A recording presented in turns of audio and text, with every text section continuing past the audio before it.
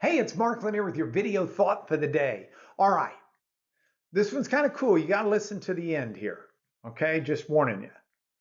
If you lived in biblical times and you needed to go from here to there for a meeting or something important, how would you navigate?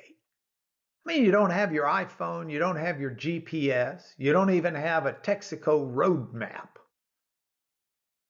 You can ask your neighbors, hey, where do I go? But what are they going to say?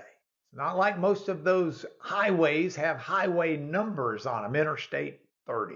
It's not like that. Well, they would navigate by a number of different mechanisms.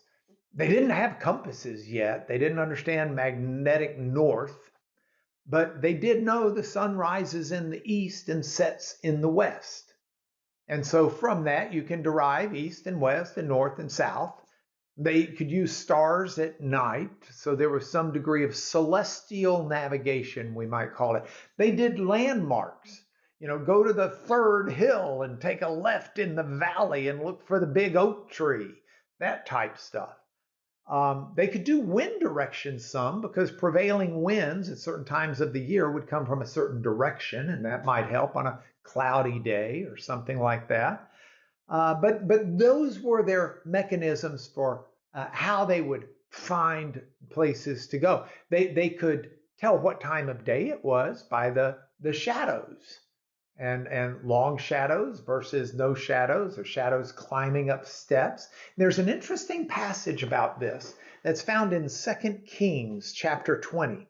Hezekiah has been confronted by, or is in dialogue with Isaiah the prophet. And Isaiah the prophet says, look, God's going to do this. And Hezekiah's wondering how he knows. And Isaiah says to him, look, just here's going to be a sign from God. Do you want the shadows to bump up 10 steps or down 10 steps? In other words, do you want God to move time forward or move time backwards? And Hezekiah's response is, hey, get him to move the shadows back, because shadows always move forward.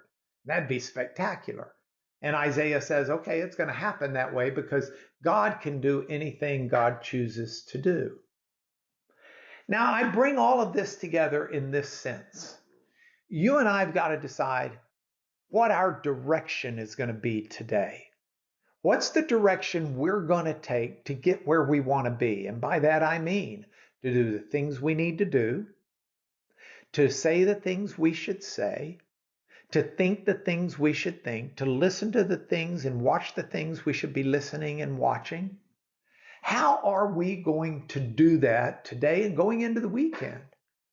And I would suggest that not so much celestial navigation, not so much a GPS, not so much your neighbor's advice. Let's follow God. The God who in his timing can move the shadows forwards or backwards. That's the God who can do anything. And if we're following him, we're guaranteed to be on the right path. If we're following God in his timing, we're guaranteed to have the right timing. So we don't want to make a wrong turn. We want to be on the right path. And that path is the one where we're following God and trusting in him. And that's why I've made this your video thought for the day.